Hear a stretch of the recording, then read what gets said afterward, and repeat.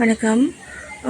இந்த பதிவில் நம்ம என்ன பார்க்குறோம்னா, இப்போது இப்போ இருக்கக்கூடிய நம்ம நம்ம பிள்ளைங்க வந்துட்டு இது வந்து மகிழ்ச்சியாக வந்துட்டு இருக்காங்களா?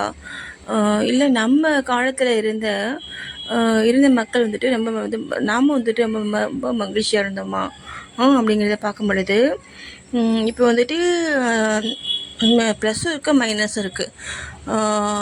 அப்போது வந்து பார்த்திங்கன்னா அந்த ஒரு நெகட்டிவான விஷயங்கள் வந்துட்டு தெரியாது. எனக்கு தெரிந்து பார்த்தீங்கன்னா, இந்த அளவுக்கு இந்த அளவுக்கு மக்கள்கிட்ட அந்த ஒரு கெடுதலான எண்ணங்கள் வந்துட்டு அப்போ இருக்க மக்களுக்கு வந்து தெரியாது. எப்போனா நாங்கள்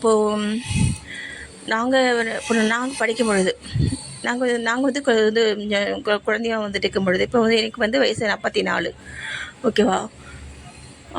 அப்போது அதுக்கு முன்னாடி இருந்த மக்களுக்கு நம்மளை இப்போ என்னை விட பார்த்தீங்கன்னா அப்போ இருந்த மக்கள் வந்துட்டு இன்னும் கொஞ்சம் வந்து நல்லா வந்து குவாலிட்டியாக வந்துட்டு இருந்திருப்பாங்க இல்லையா? இப்போது இப்போ இருக்க மக்கள்கிட்ட பார்த்தீங்க அப்படின்னா, சென்னையில் தான் நான் இருக்கேன். சென்னையில் இருக்கிற மக்கள் நான் பார்க்கும் பொழுது எல்லாருமே பார்த்தீங்கன்னா அந்த தனித்தனி தீவுகளாக தான் வந்துட்டு இருக்காங்க. இப்போ கோயம்புத்தூரில் இருக்கிற மக்கள் வந்துட்டு அவங்க வந்துட்டு ஃப்ளாட்டில் தான் வந்துட்டு நாங்கள் வந்து இருந்தோம். அங்கேயுமே அங்கே வந்து ஃபங்க்ஷன்ஸ்லாம் பண்ணுவாங்க. ஆமாம், ஃபங்க்ஷன்ஸ்லாம் பண்ணுவாங்க. அப்போது வந்துட்டு எல்லோரும் வந்துட்டு ஒரே ஒரே எல்லாம் வந்து ஒரே ஃபேமிலியாக தான் வந்துட்டு பிகேவ் பண்ணுவாங்க.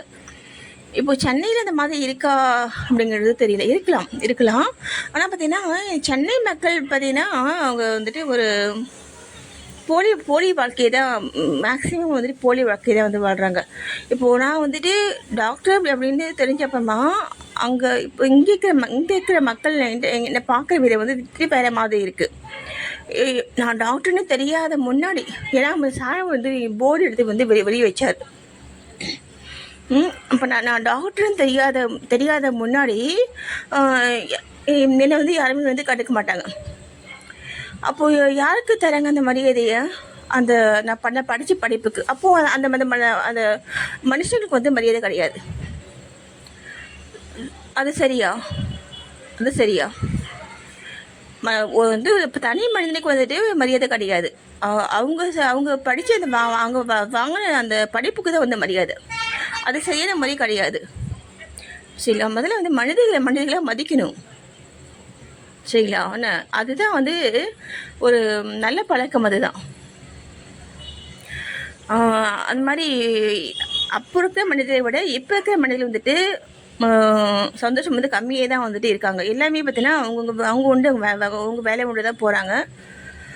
நம்ம காலத்தில் இருந்த மக்கள் பார்த்திங்கன்னா, இப்போது நம்ம வீட்டில் ஏதாவது செய்தோம் அப்படின்னா அதை கொண்டு போய்ட்டு கொடுப்பாங்க. அக்கம் பக்கம் இருக்கிற வீட்டுக்கு தருவாங்க. அதே மாதிரி அவங்க வீட்டு ஏதாவது செய்கிறாங்கன்னா நம்ம வீட்டுக்கு வந்து தருவாங்க.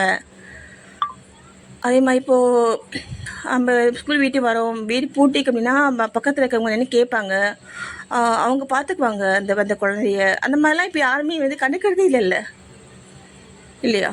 யார் வீட்டுக்கும் யாரும் வந்து நம்பி போகவே முடியல இப்போ இருக்கிற காலத்தில். யோசிக்க பார்க்கலாம்.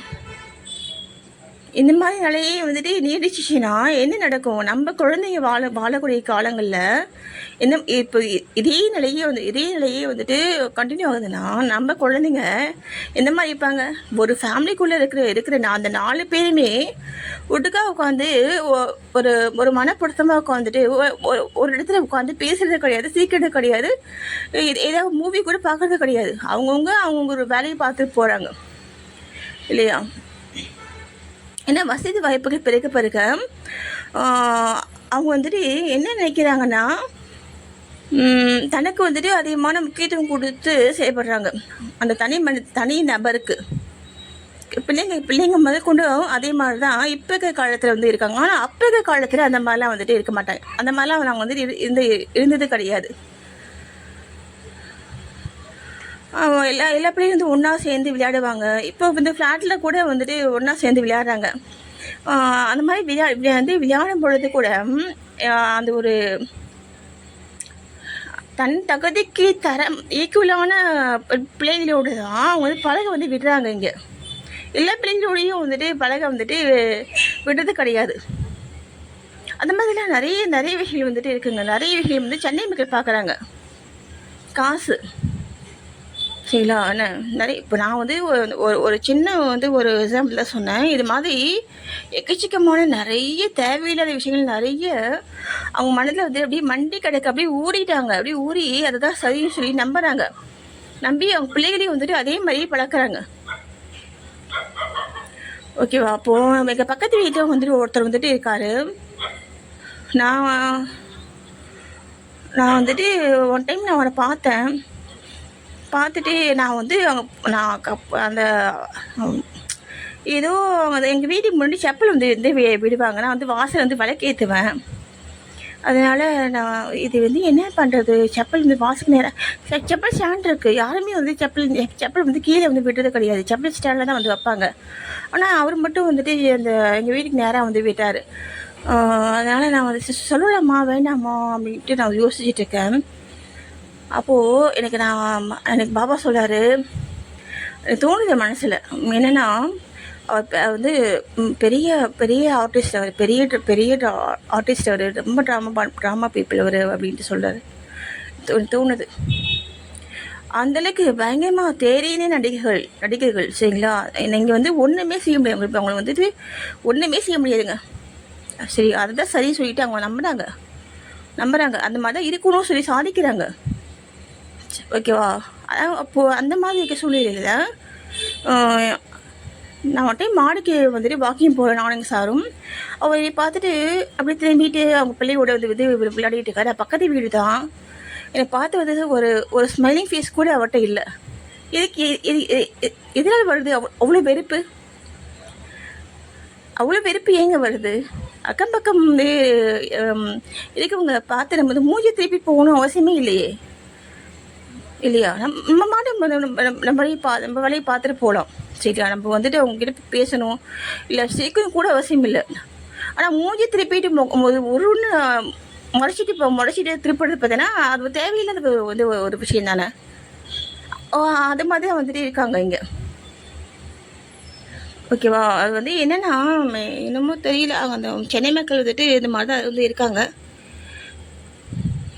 மற்றபடி அப்போ இருக்கிற மக்கள் தான் வந்து சந்தோஷமாக ஹாப்பியாக வந்துட்டு இருந்தாங்க. இப்போ இருக்கிற மக்கள் வந்துட்டு சந்தோஷம்னா என்னன்னே தெரியல அவங்களுக்கு.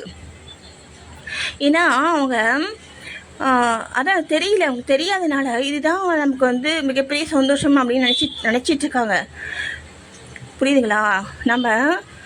அப்போ நம்ம அப்பா அம்மா வாழ்ந்த வாழ்க்கை அந்த வாழ்க்கை முறையை, அதுக்கு முன்னாடி இந்த வாழ்க்கை முறையை நம்ம ஒன் டைம் வந்துட்டு அவங்களுக்கு நம்ம காமிச்சோன்னா அப்போ தான் அவங்களுக்கு தெரியும், ஓ இதுதான் சந்தோஷம் போல அப்படின்ட்டு தெரியும் உங்களுக்கு.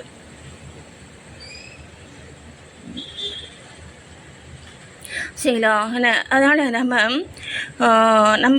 நம்ம பிள்ளைங்க வாழும் காலங்களில் நம்ம இந்த மாதிரி நம்ம வந்து நம்ம வந்துட்டு இருக்கிறது நமக்கு நம்ம பிள்ளைங்களுக்கு நம்ம செய்யக்கூடிய தீங்குது. ஓகேவா? ஏன்னா நம்ம எல்லாமே வந்துட்டு ஒரே இடத்துல இருக்கக்கூடிய மனித பிறவிகள்.